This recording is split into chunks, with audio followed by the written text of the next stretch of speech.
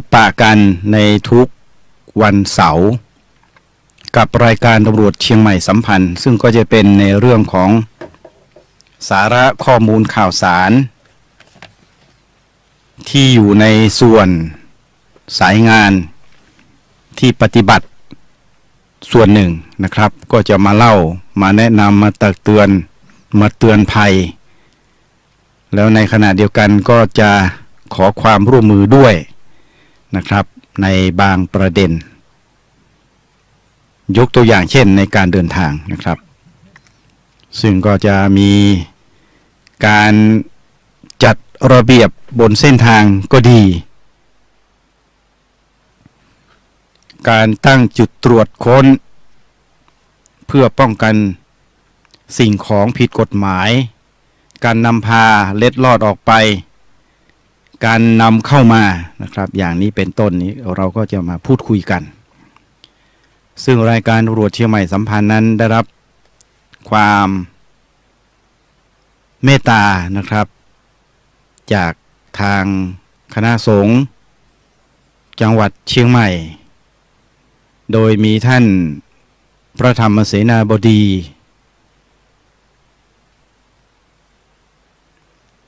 รอง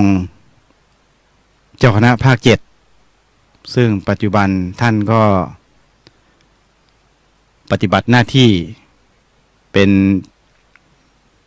เจ้าอาวาสวัดพระธาตุดอยสุเทพวรวิหารซึ่งเป็นสถานปฏิบัติธรรมอันศักดิ์สิทธิ์คู่บ้านคู่เมืองเชียงใหม่ใครเข้ามาก็จะต้องหาโอกาสขึ้นไปเคารพสักการะไปกราบไหว้ไปสนทนาธรรมนะครับเพื่อน้อมนำคำสอนมาสดับปรับชีวิตจิตใจนะครับให้มีความดีงามมีความคิดมีสติมีสัมปชัญญะที่ครบถ้วนนะครับในการที่จะทำให้ชีวิตนั้นมีการดำรงคงอยู่ได้อย่างมีศักยภาพที่ดีมีคุณธรรมประกอบกายวาจาใจของตนเองในการที่จะดำเนินชีวิตในการดำรงคงอยู่ในชีวิตประจำวันนะครับดังจะมีคำกล่าวนะครับที่ผมจะนำมาพูดในวันนี้ในรายการวันนี้อีกครั้งหนึ่งนะครับซึ่งคำกล่าวนั้นก็ใช้ได้ฟังกันได้ตลอดเวลานะครับในทัศนะของการเป็นชาวพุทธที่ดี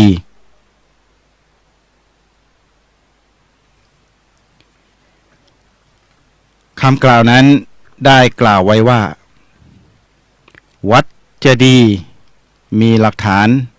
เพราะบ้านช่วยบ้านเราจะสวย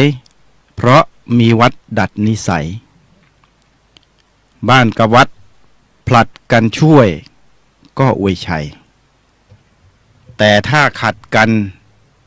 ก็บันไลไปทั้งสองทาง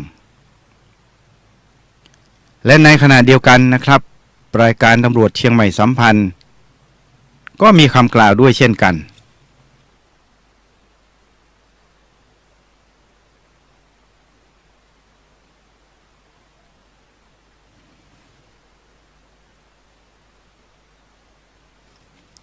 ต้องขออภัยคุณผู้ฟังด้วยเพราะว่าต้องปิดเสียงกระแอมไอนะครับแล้วก็เติมน้ำอุ่นเข้าไปเพราะว่าวัน2วันนี้รู้สึกจะมีปัญหาทางสุขภาพเล็กน้อยนะครับแต่ว่าก็เป็นปกติที่อากาศหนาวเย็นนะครับร่างกายอาจจะไม่ได้พักผ่อนอย่างเพียงพอนะครับก็มีปัญหาแบบนี้นะครับเพราะนั้นคุณผู้ฟังก็ต้องดูแลรักษาสุขภาพกันไปด้วย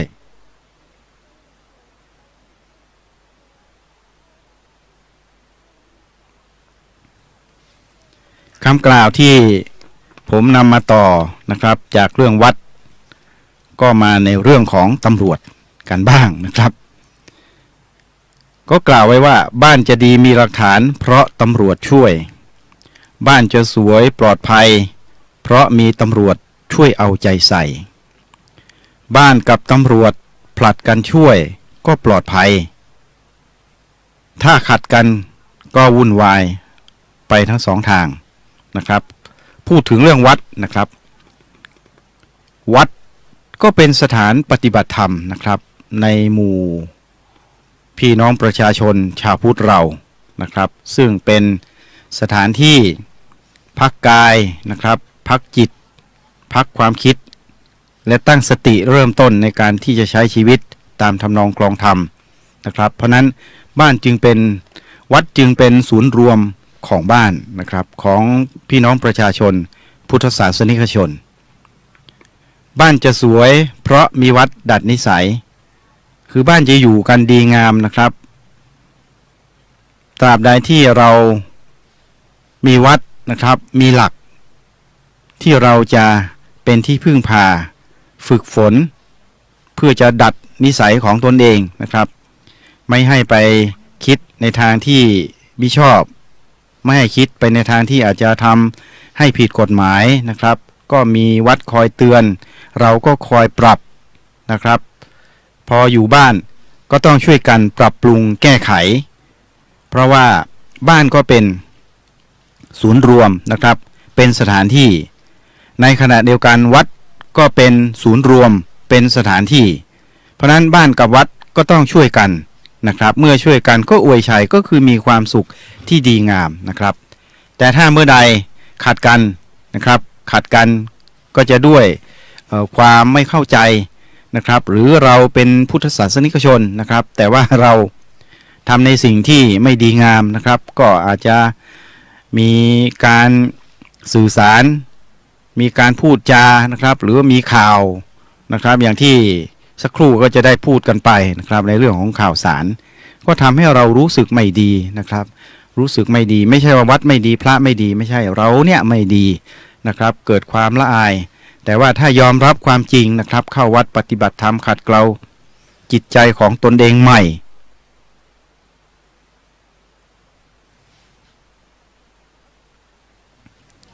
มีการขัดเกลานิสัยใจคอของตนเองของครอบครัวนะครับของผู้นำครอบครัวของพ่อแม่ครูบาอาจารย์นะครับรวมไปถึงนิสิตนักศึกษานักเรียนนะครับผู้เกี่ยวข้องทุกฝ่ายหน่วยงานนะครับเข้าวัดหรือจะเข้าโบสถ์เข้ามัสยิดอะไรก็แล้วแต่นะครับเพื่อขัดเกลาให้ตนเองนั้นเป็นผู้ที่มีความดีงามไม่เบียดเบียนใครนะครับก็จะทำให้ทั้งบ้านทั้งวัดก็อวยชัยก็มีความสุขนะครับแต่ว่าถ้าขัดกันเนี่ยมันก็ทำให้ดูจะหลุดนะครับคนไม่สวดมนต์ไหว้พระก็จะจำคำสอนนะครับของสมเด็จพระสัมมาสัมพุทธเจ้าเนี่ยไม่ได้ละนะครับไม่รู้การประพฤติปฏิบัติพุทธวิธีก็จะลืมนะครับหลงลืมเมื่อหลงลืมก็ละเลยในที่สุดก็หลวมนะครับเมื่อหลวมปุ๊บเนี่ยอะไรตามมานะครับความชั่วความไม่ดีงามตามมาทันทีเลยนะครับแม้จะมีการศึกษาสูงขนาดไหนยศตำแหน่งใหญ่โตมโหฬารเพียงใดนะครับแต่ว่าถ้าหลวมไม่ประพฤติไม่ปฏิบัติละเลยเพิกเฉยต่อการทำความดีเนี่ยความชั่วร้ายก็เข้ามานะครับและในขณะเดียวกันเนี่ยบ้านก็จะมีความสงบร่มเย็นเป็นสุขนะครับตราบใดที่ตำรวจก็ยังทำหน้าที่ตามปกติมีความสำนึกนะครับมีความรับผิดชอบในหน้าที่บ้านก็มีความปลอดภัยโจรภัยทั้งหลายก็จะไม่มีโอกาสนะครับเพราะว่ามันหมดโอกาสเพราะว่าตำรวจขยันในการตรวจตราเช่นมีโครงการฝากบ้านไว้กับตำรวจนะครับเจ้าที่ตำรวจก็ไปตรวจตราแต่ว่าทั้งนี้ทั้งนั้นเนี่ยเจ้าของบ้านก็ต้องมีความตระหนักความรับผิดชอบในส่วนของทรัพย์สินของตนเองนะครับไม่ใช่ว่าเอาบ้านเป็นธนาคารนะครับมีข้าวของกองไว้เต็มบ้านนะครับมีสมบัติพัสถานกองไว้เต็มเมืองอย่างนี้เนี่ยมันก็มีโอกาสนะครับ เชื้อเชิญคนเข้าบ้านโดยไม่มีเหตุผลเนี่ยนะครับมันก็จะเกิดอันตรายนะครับเพราะว่าการฝากบ้านไว้กับเจ้าหน้าที่นั้นเจ้าที่เขาก็จะไปตรวจตราตามปกติตามแผนการตรวจโดยหลักๆของสถานีตำรวจอยู่แล้วนะครับตามสั่งการของผู้บังคับบัญชานะครับในช่วงเทศกาลอย่างนี้เป็นต้นนะครับแต่ว่าถ้าในภาวะปกติอย่างนี้พ้น7 วันอันตรายนะครับแล้วก็พ้นจากเทศกาลปีใหม่อะไรก็แล้วแต่เนี่ยโครงการมันก็จะหยุดพักไปนะครับแต่ว่าไม่ได้หมายความว่าเจ้าหน้าที่นั้นไม่มีการตรวจตราเพราะว่าแผนการตรวจตามปกติของเจ้าหน้าที่ตำรวจนั้นเขามีอยู่แล้วนะครับมีการตั้งจุดตรวจมีจุดตรวจพิเศษนะครับอย่างเช่นที่ทางสถานีตำรวจนะครับที่เขาใช้กันอยู่เช่นฟอกจัมป์นะครับฟอกจัมป์ก็คือเป็นในรูปแบบของการใช้ยุทธวิธีของตำรวจในการที่จะไปเฝ้าตรวจตรานะครับตามจุดต่างๆซึ่งจุดต่างๆเหล่านี้นั้นก็เป็นยุทธวิธีนะครับที่มีการกำหนดไว้ตามแผนการตรวจนะครับซึ่งก็ไม่ได้กำหนดอย่างชัดเจนนะครับว่าอย่างยกตัวอย่างพื้นที่ของหมู่บ้านหนึ่งนะครับซึ่งอาจจะมีถนนภายในหมู่บ้านนะครับซึ่งหมู่บ้านนั้นก็คงจะมาถึงสถานีตำรวจชุมชนนะครับอย่างนี้เป็นต้นสถานีตำรวจเล็กๆนะครับมีนายตำรวจมีเจ้าหน้าที่กำลังตำรวจ4-5 นายนะครับนอกจากนั้นก็จะมีอาสาสมาชิกตำรวจบ้านนะครับอพปรหรืออาสาจราจรก็แล้วแต่ก็คือมีกำลังหลักนะครับกำลังผู้ช่วยคือผู้ช่วยเจ้าพนักงานนอกจากนั้นก็อาจจะมีกำลังสำรองนะครับภายในพื้นที่เช่นอาจจะมีสารวัตรกำนันนะครับผู้ใหญ่บ้านแพทย์พยาบาลแพทย์อาสาก็แล้วแต่นะครับว่าในแต่ละพื้นที่แต่ละหน่วยเขาจะกำหนดตัวช่วยขึ้นมาเพื่อที่จะช่วยกันดูแลนะครับเพื่อให้บ้านของพี่น้องประชาชนนั้นมีความปลอดภัยนะครับเพราะนั้นบ้านกับตำรวจผลัดกันช่วยก็ปลอดภัยก็คือช่วยกันนะครับมีตำรวจหลักตำรวจบ้านตำรวจอาสาอะไรก็แล้วแต่เนี่ยบ้านก็ปลอดภัยเพราะว่าเรามีจิตใจตรงกันนะครับในการที่จะรักษาให้เกิดความสงบเรียบร้อยความปลอดภัยให้กับพี่น้องประชาชนทุกหมู่เหล่าที่อยู่ในหมู่บ้านนะครับจากหมู่บ้านก็มาตำบลจากตำบลก็มาสถานีตำรวจอำเภอนะครับจากสถานีตำรวจภูธรอำเภอก็มาเป็นตำรวจภูธรจังหวัดพอหลายๆจังหวัดก็มีกองบัญชาการตำรวจภูธรเช่นในส่วนของภาคเหนือก็มีกองบัญชาการตำรวจภูธรภาค5นะครับซึ่งก็มีผู้บัญชานะครับพลตำรวจโทมนตรีสามบุญอานนท์นะครับซึ่งก็เป็นผู้บัญชาในสายงานตั้งแต่ล่างสุดนะครับล่างสุดสถานีตำรวจขึ้นมากองบังคับการจากกองบังคับการก็ไปกองบัญชาการก็เป็นระดับเป็นขั้นเป็นตอนอย่างนี้นะครับถัดจากกองบัญชาการก็ไปสูงสุดก็เป็นระดับสำนักงานตำรวจแห่งชาตินะครับซึ่งก็มีท่านพลตำรวจเอกจักรทิพย์ชัยจินดานะครับเป็นผู้บัญชาการตำรวจแห่งชาติผู้บัญชาการตำรวจแห่งชาติก็ทำหน้าที่บังคับบัญชาข้าราชการตำรวจทุกสังกัดทั่วประเทศนะครับก็เป็นอย่างนี้ในระดับจังหวัดก็มีผู้บังคับการนะครับเช่นตำรวจภูธรจังหวัดเชียงใหม่ก็มีพลตำรวจตรีพิเชษฐ์จีรนันตสินนะครับก็เป็นผู้บังคับการมาสดร้อนๆนะครับ ก็กำลังเครื่องก็ยังอุ่นๆอยู่นะครับตอนนี้ก็แข็งขันนะครับขยันออกทำงานปฏิบัติการตามยุทธวิธีตามยุทธปัจจัยที่มีอยู่ตามนโยบายของผู้บัญชานะครับไล่ลงมาตั้งแต่ระดับสำนักงานตำรวจแห่งชาติลงมากองบัญชาการนะครับซึ่งก็ในส่วนกองบัญชาการนั้นก็เหมือนพี่น้องกันนะครับเพราะว่าท่านผู้บัญชาการมนตรีนั้นก็เป็นผู้บังคับการตำรวจภูธรเชียงใหม่ มาก่อนนะครับเป็นผู้กำกับสถานีหลายหน่วยงานหลายกลุ่มงานด้วยนะครับแล้วท่านพลตำรวจตรีพิเชษฐ์จีรนันทศิลป์ก็เป็นตั้งแต่รองสารวัตรนะครับ ก็คือทำงานร่วมกันมาสมัยผมเป็นชั้นปประทวนก็เติบโตกันมาอย่างนี้นะครับเติบโตกันมาท่านผู้การพิเชษฐ์ก็จากรองสารวัตรก็มาเป็นสารวัตรไปอยู่ตำรวจภูธรภาค5จากตำรวจภูธรภาค5ออกมาก็มาทำหน้าที่เป็นผู้กำกับสถานีตำรวจนะครับที่ภูธรแม่อ่อนหลังนั้นก็หายไปพักหนึ่งนะครับไปดำรงตำแหน่งที่อื่นผมก็จำไม่ได้นะครับแล้วก็กลับมาเป็นรองผู้กำกับการตำรวจภูธรจังหวัดเชียงใหม่หลายปีเพราะฉะนั้นท่านผู้การพิเชษฐ์ก็จะมีประสบการณ์นะครับทุกรูปแบบในเรื่องของการบริหารจัดการ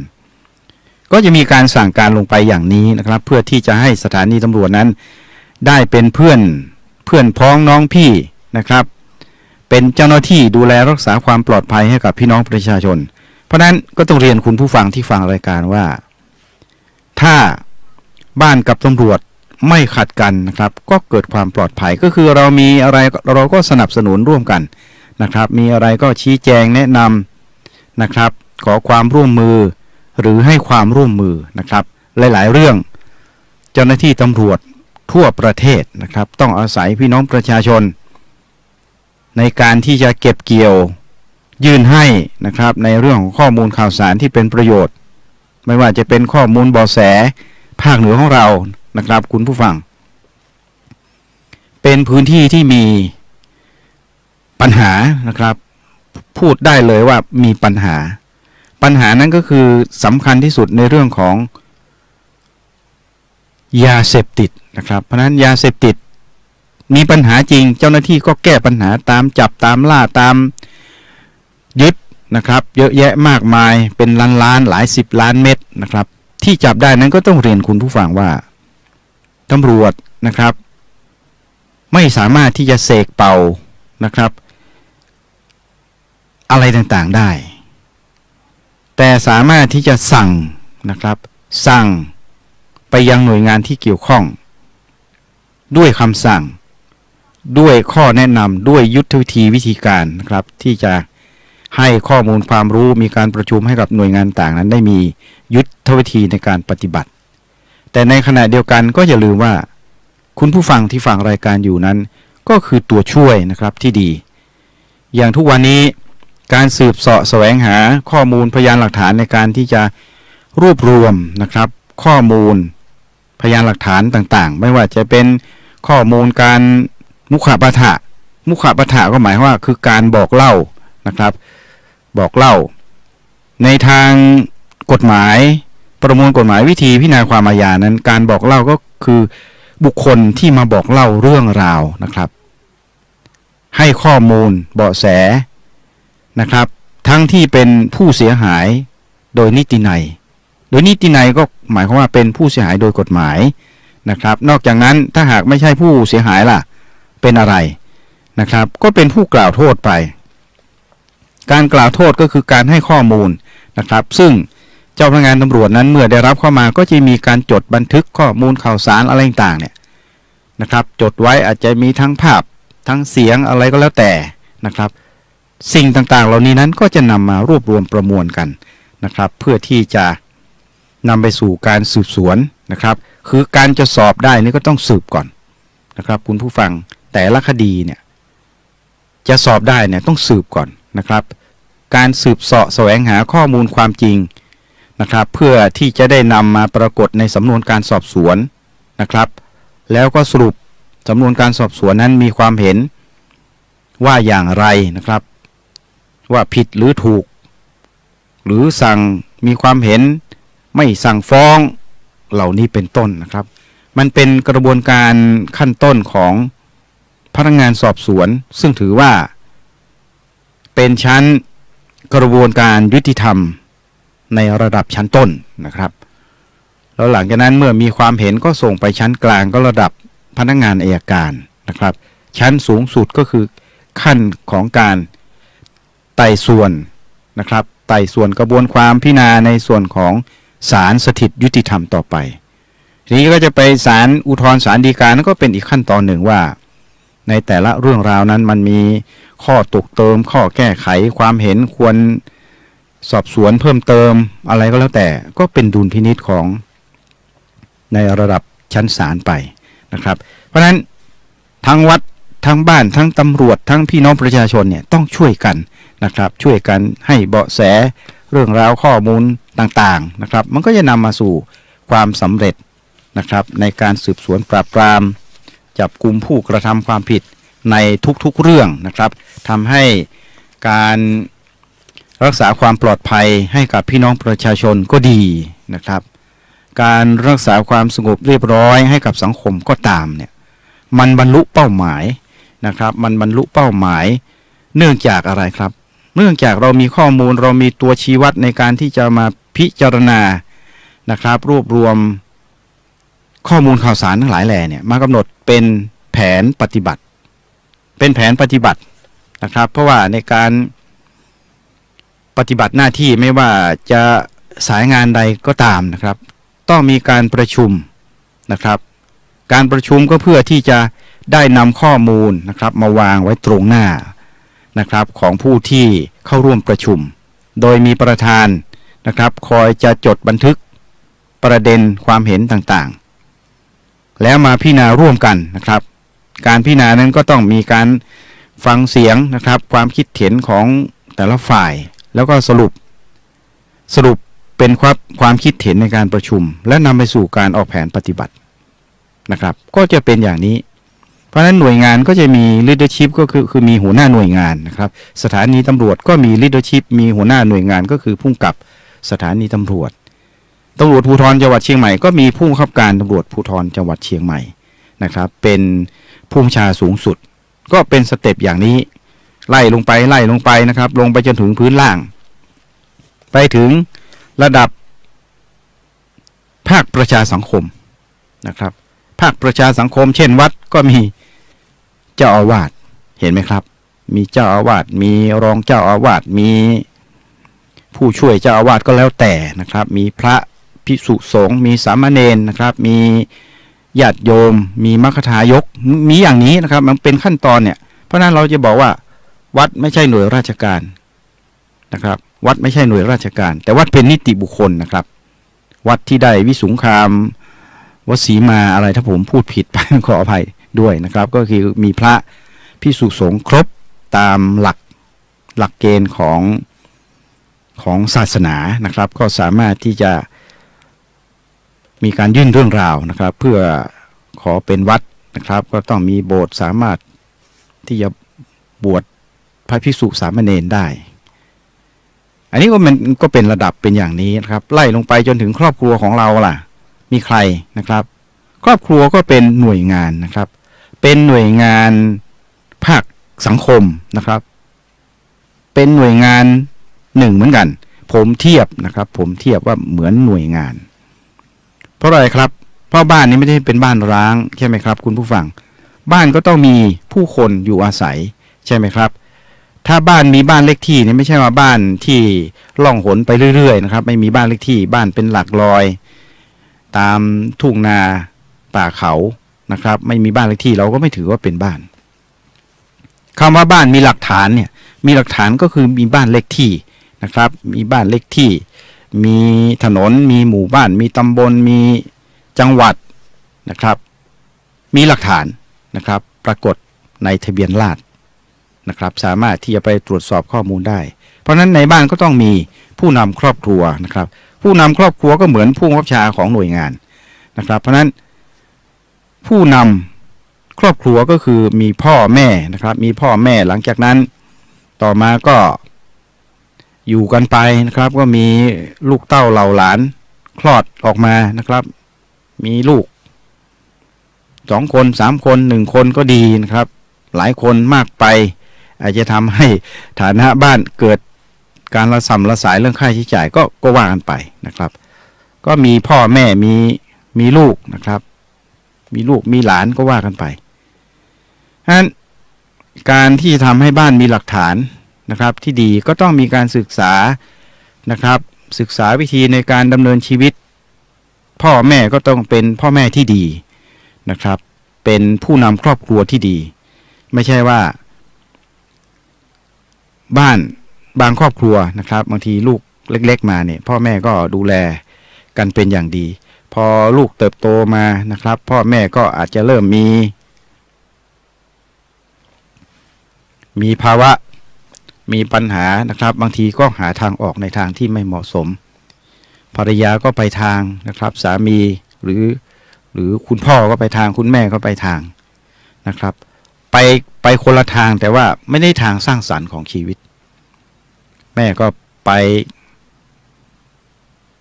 ทางแหล่งอบายมุขนะครับส่วนคุณพ่อไปทำงานมีเงินมาก็แวบเข้าร้านจำหน่ายขายสุรานะครับก็ดื่มสุรานานไปนานมาลูกโตขึ้นมาลูกผู้หญิงนะครับก็เห็นแม่เป็นอย่างนั้นลูกผู้ชายก็เห็นพ่อเป็นอย่างนี้เนี่ยนะครับไม่มีการอบรมตักเตือนบุตรหลาน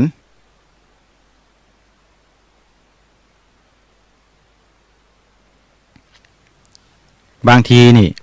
คุณพ่อหิ้วสุราเข้าบ้านนะครับคุณผู้ฟังมันมีจริงๆนะมันมีจริงๆถ้าผมพูดอย่างนี้เนี่ยคุณผู้ฟังก็คงจะนึกบ้านนั้นก็เห็นแล้วสุดท้ายนะครับพ่อหิ้วสุราเข้าบ้านลูกเป็นวัยรุ่นเนี่ยเห็นนะครับเห็นก็แรกๆก็ไม่กล้ามองไปมองมามองไปมองมาพ่อก็ไม่มีสติไม่มีสำนึกดีนะครับชวนลูกมานั่งโก๊งสุราด้วยกันก็กลายเป็นทั้งพ่อทั้งแม่ก็เมาสุราด้วยกันดื่มสุราเสพสุราด้วยกันแล้วทีนี้จะตักเตือนลูกของตนเองได้อย่างไรนะครับดื่มสุราไม่พอสูบบุหรี่อีกก็จะบอกให้ลูกตักเตือนลูกงดสูบบุหรี่ได้อย่างไรก็เป็นแบบอย่างกันอย่างนี้นะครับบางทีลูกไปตามหาพ่อหาแม่เนี่ยนะครับไปอยู่ในวงอบายมุขแหล่งอบายมุขนะครับอย่างนี้เป็นต้นแต่ว่าทุกวันนี้ก็มีการกวดขันปราบปรามจับกุมนะครับแหล่งอบายมุขต่างๆในความรับผิดชอบดูแลของเจ้าหน้าที่ผู้เกี่ยวข้องทุกฝ่ายก็จะให้ข้อมูลกันนะครับเพราะว่าบ้านกับตำรวจช่วยกันนะครับให้เบาะแสอะไรต่างๆนี้ก็ทำให้การทำงานนั้นสำเร็จลุล่วงไปได้ด้วยดีเพราะฉะนั้นวกมาถึงเรื่องบ้านนะครับบ้านเนี่ยถ้าเป็นบ้านที่อบอุ่นนะครับเป็นบ้านที่มีสิ่งที่ดีนะครับมีการจัดการที่ดีนะครับเพราะว่าทุกวันนี้เนี่ยคุณผู้ฟังไม่ว่าสังคมไหนก็ตามนะครับก็ต้องเรียนตรงๆว่าไอ้ที่เราบอกว่าอันโน้นก็ไม่ดีอันนี้ก็ไม่ดีหน่วยงานโน้นก็ไม่ดีหน่วยงานนี้ก็ไม่ดีอะไรก็ไม่ดีไปหมดนะครับแล้วจะแก้ไขอย่างไรนะครับจะแก้ไขอย่างไรหลักๆของความดีงามผมใช้คำว่าหลักของความดีงามสั้นๆนะครับก็อยู่ที่คนนั่นแหละนะครับถ้าคนดีอยู่ที่ไหนก็อบอุ่นนะครับไม่จำเป็นจะต้องมีการศึกษาสูงมากมายขอให้เป็นคนดีมีคุณธรรมนะครับดำรงคงอยู่ด้วยการไม่บิดเบียนผู้อื่นคนดีนะครับ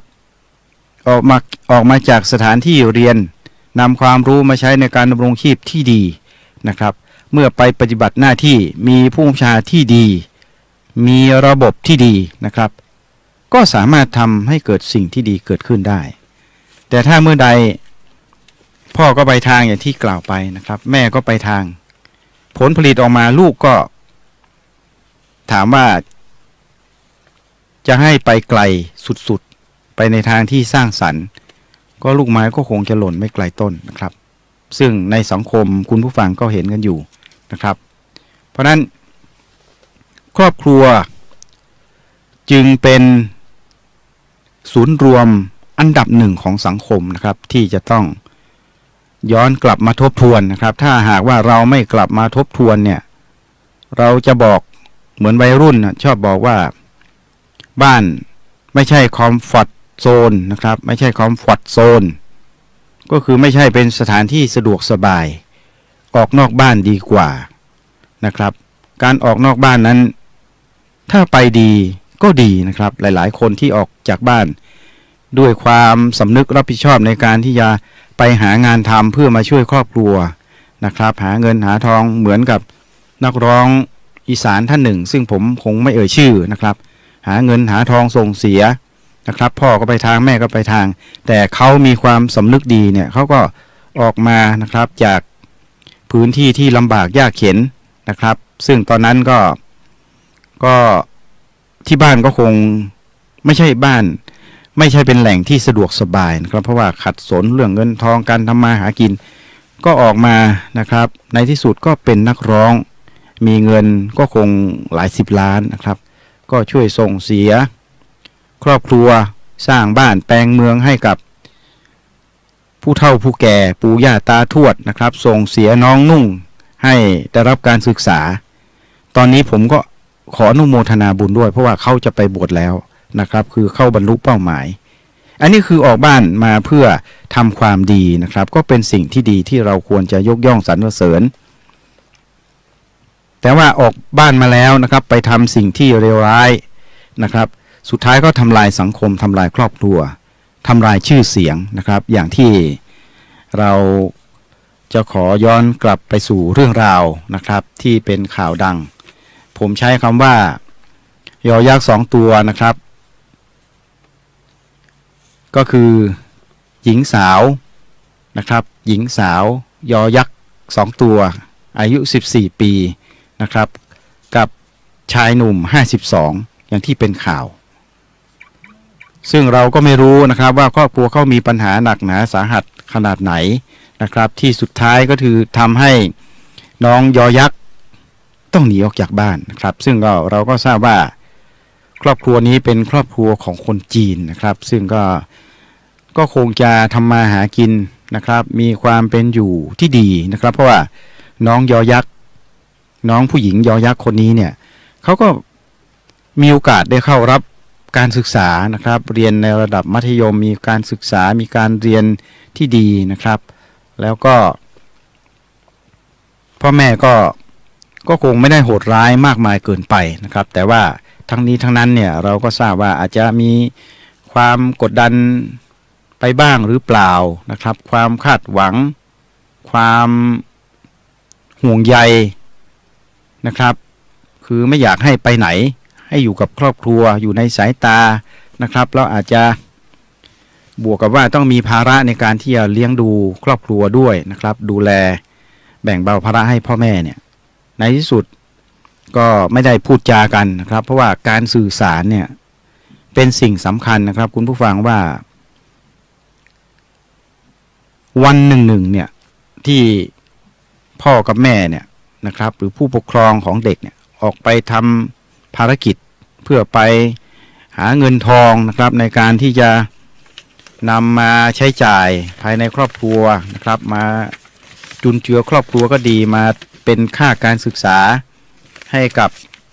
บุตรหลานภายในครอบครัวก็ตามเนี่ยถือว่าเป็นภาระที่ลำบากนะครับลำบากแล้วกว่าที่จะหาเงินหาทองมาได้เนี่ยโอ้โหพ่อแม่ก็เหนื่อยมากนะครับเพราะนั้นการที่ครอบครัวมีลูกนะครับอาจจะมี1 คน2 คนก็ดีเนี่ยชาย1หญิง1ก็แล้วแต่นะครับพ่อแม่ก็ต้องทำหน้าที่ในความเป็นพ่อแม่ที่ดีนะครับในการที่จะให้ความรู้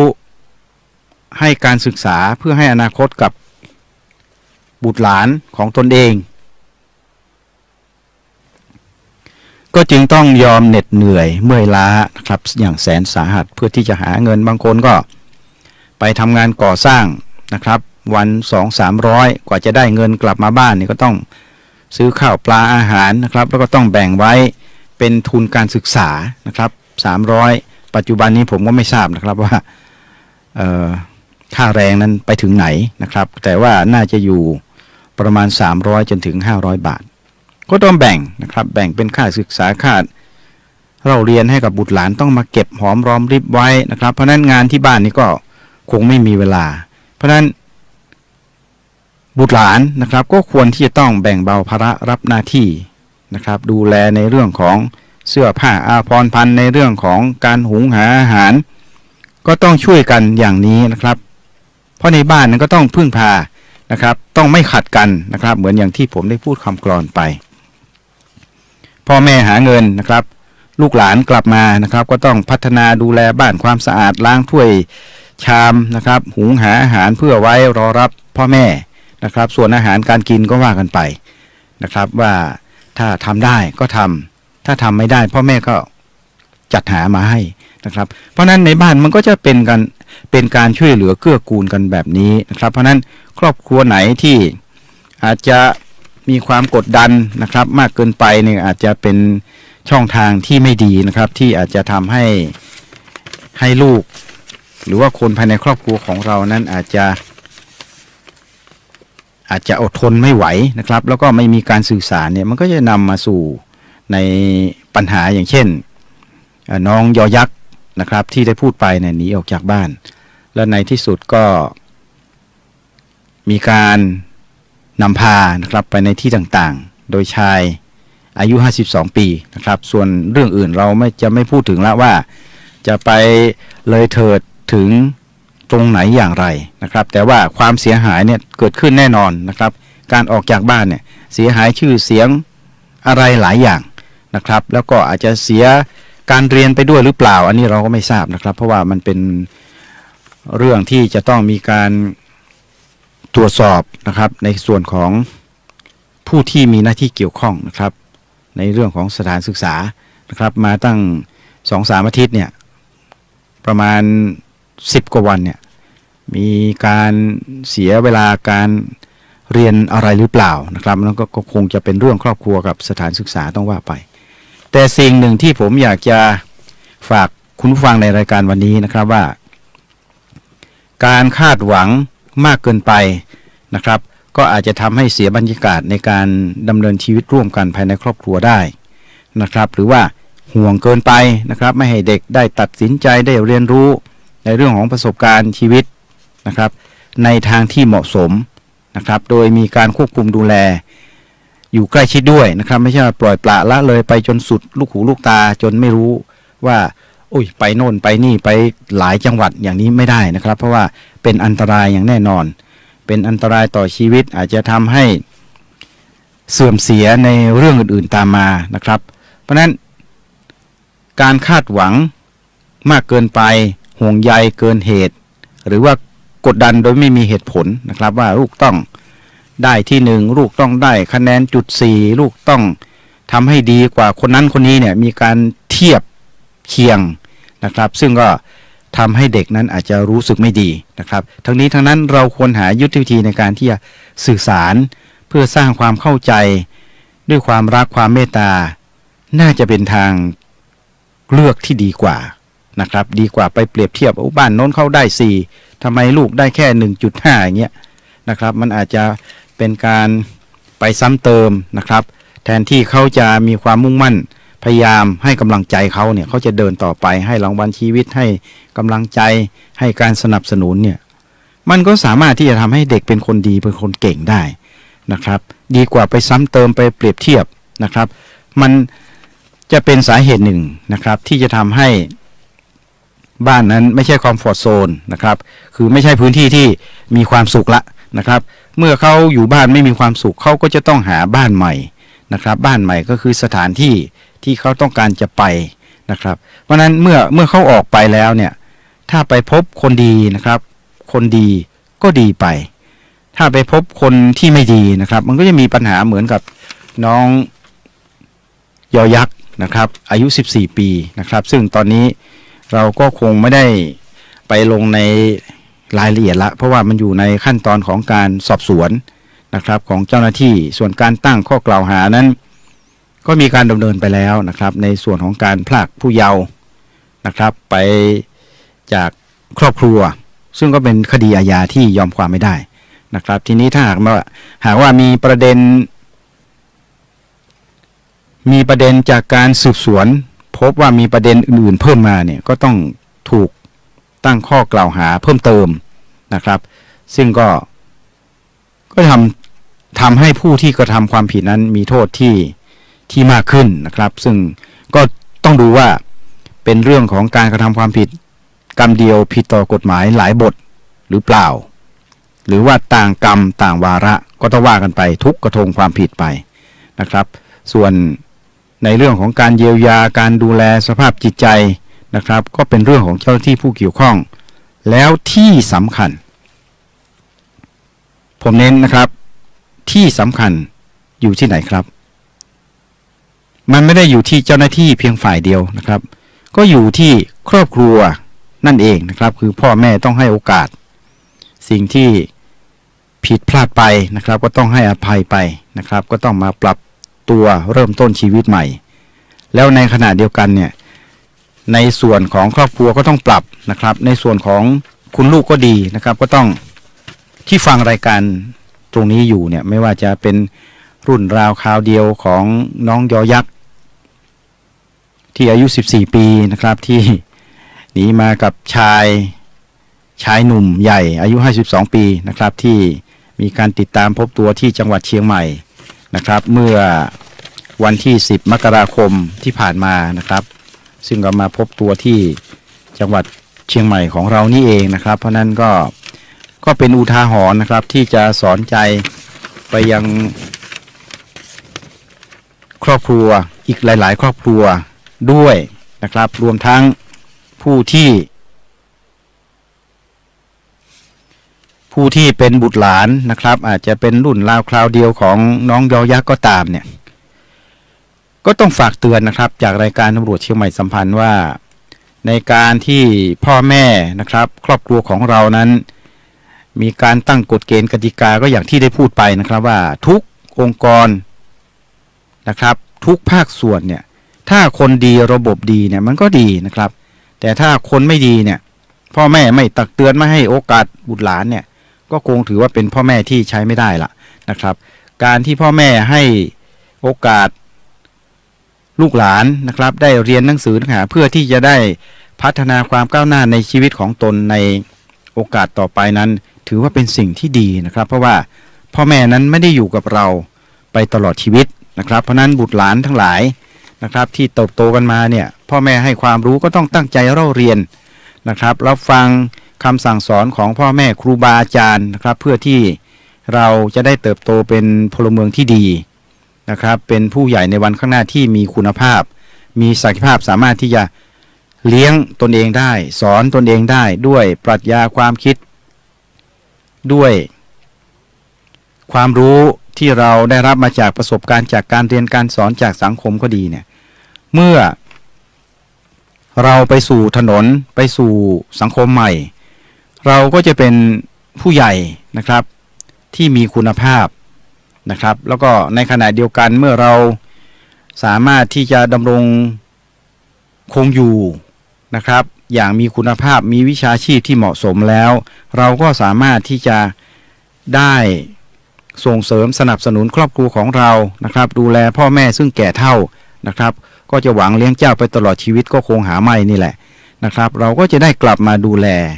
ครอบครัวพ่อแม่ของเราก็แก่ชรานะครับไม่มีเรี่ยวแรง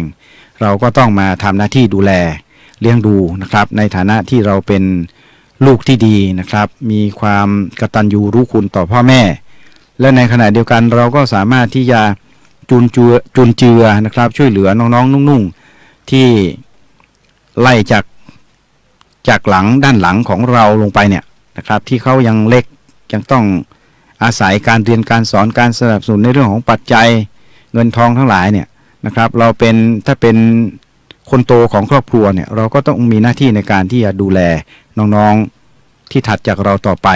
ด้วยเช่นกันนะครับเพื่อรับภาระตรงนี้แทนพ่อแม่ซึ่งแก่เฒ่าไปแล้วนะครับเพราะนั้นการที่พ่อแม่อบรมสั่งสอนนั้นก็เป็นการที่